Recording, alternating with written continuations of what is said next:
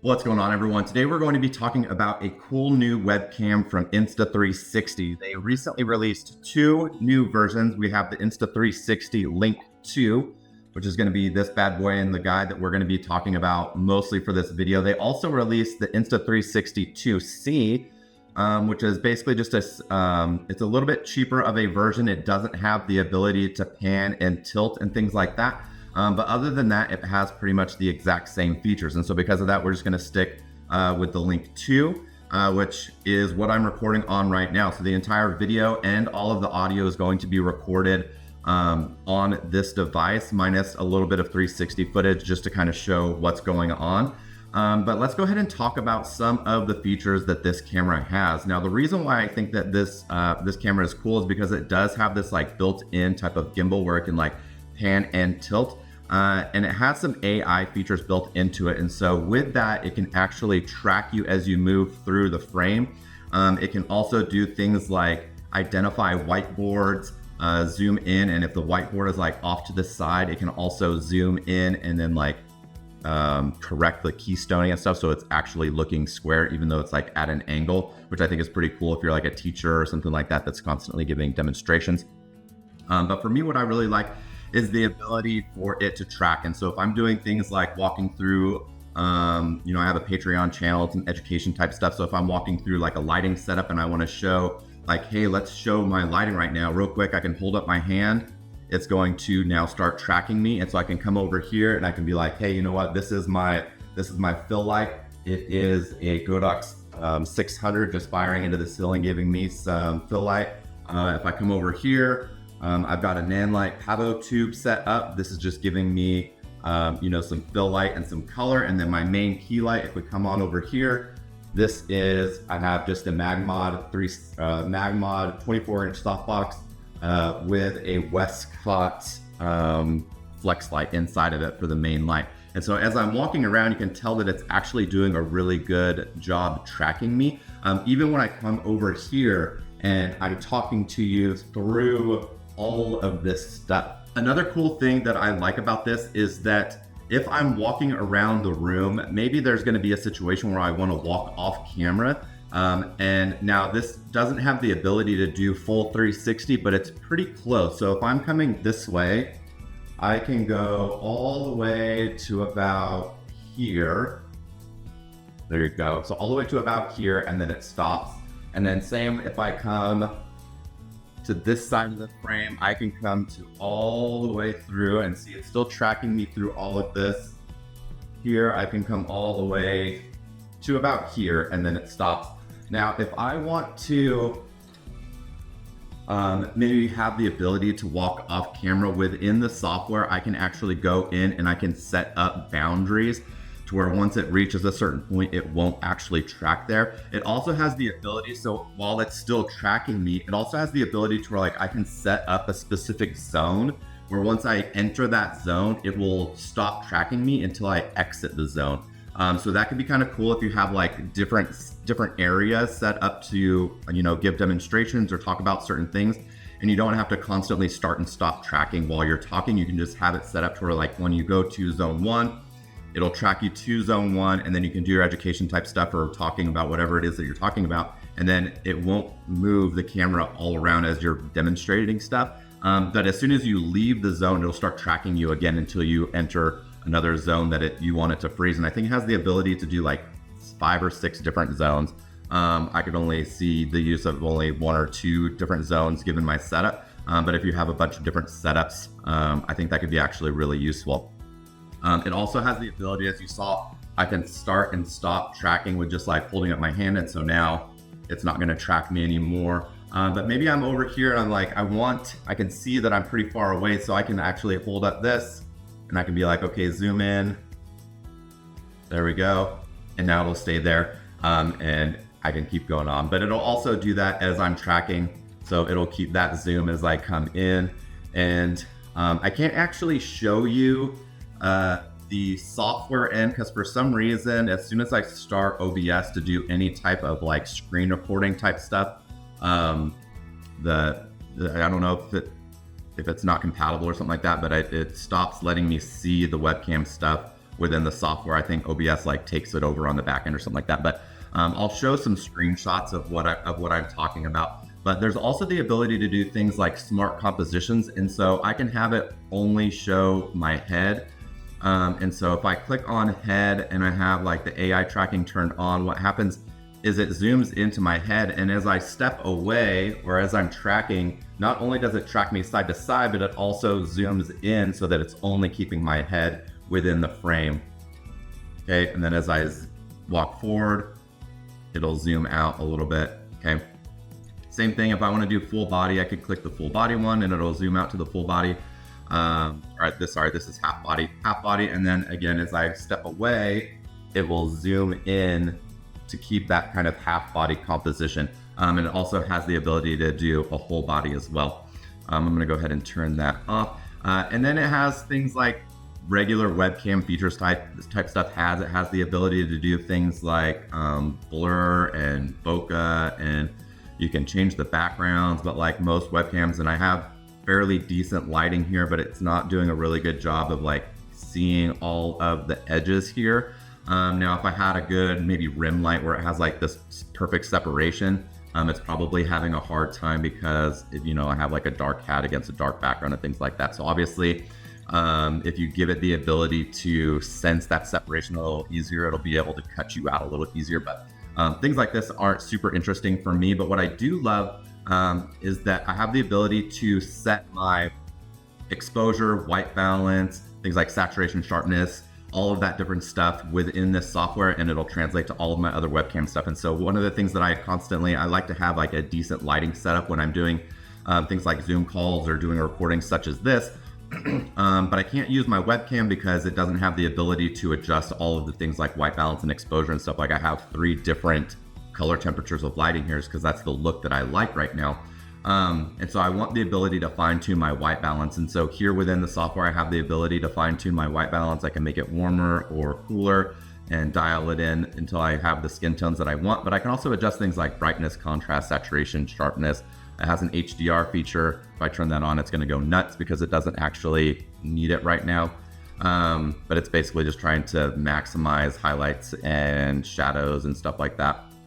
And so if there was like a bright window behind me and I was in the shadows and I wanted to expose that evenly, this gives me the ability to do that a little bit better. But I'm gonna go ahead and turn that back off. And then once I have that set, then I can actually come in here and I can adjust things like, my shutter speed, ISO. I can set my exposure to manual or auto and things like that. And so it just gives me a lot more control for it being just a little webcam, because before I would set up my mirrorless camera and have it plugged in and have to do all of that stuff on the back of the camera.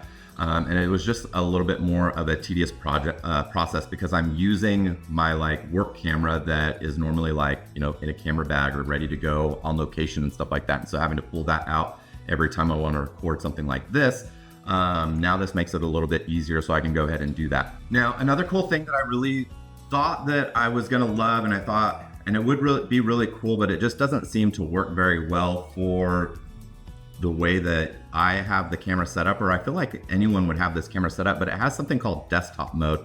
And so basically if you just click this little button, what it does is the camera will tilt down in order to show the desktop. And so if I'm working with like a camera trying to show settings or anything like that, I just click desktop mode, it tilts down and it'll show the desktop. Unfortunately, the way the camera is mounted right now, if I click desktop mode, it will tilt down all the way. And it does this weird like distortion thing because it wants to show the desktop in like a flat view and not make it look like it's coming at a weird angle. But it just doesn't seem to work very well because the way the camera is mounted right now, when it tilts down, as it tilts down as far as it can go, it doesn't have the ability to actually like look all the way down.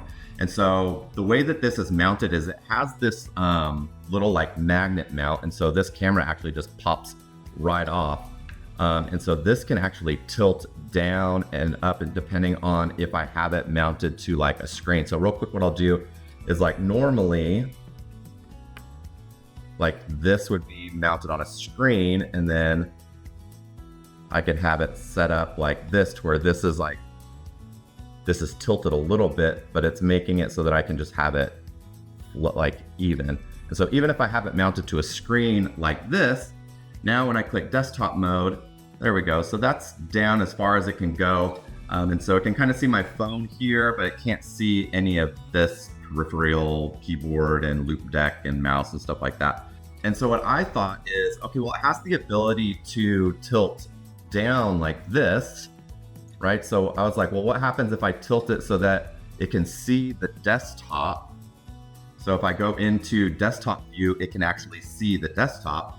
And then when I go out of desktop view, it comes back to something like this, right? So now I can go back and forth and I can do desktop view and a regular view. Now, the problem with this is while this works for doing some talking head stuff and then also being able to show my desktop, is that you can't combine this with the AI tracking and me move about the room, because as soon as I turn on AI tracking and I start to move, as it comes to follow me, as it pans, it actually goes at an angle because it doesn't have the ability to move side to side while it's tilted in this down position. Because essentially what happens is whenever you mount this, while yes, it has the ability to tilt up and down, it's only giving you the ability to tilt up and down like that so that you can mount the camera to be level, right? So it doesn't want you to tilt it like this. It wants you to be able to tilt it where it's level. So like if I come and mount it to my laptop screen and it's at this weird angle, I can then tilt this up like this, okay? And so now it's gonna be able to track me left and right. But then again, as soon as I click on desktop view, as it pans down, it gives me my desktop, but not very much of it. And so this is a little bit better. But again, it's still not able to see all of the desktop. And so you kind of have to pick and choose whether you want to mount it in a way that it can do some talking head and then pan down to give you a desktop, or if you want it mounted in a way so that it can do some panning and auto tracking if you have different areas that you want to be able to walk around the room. So hopefully that makes sense.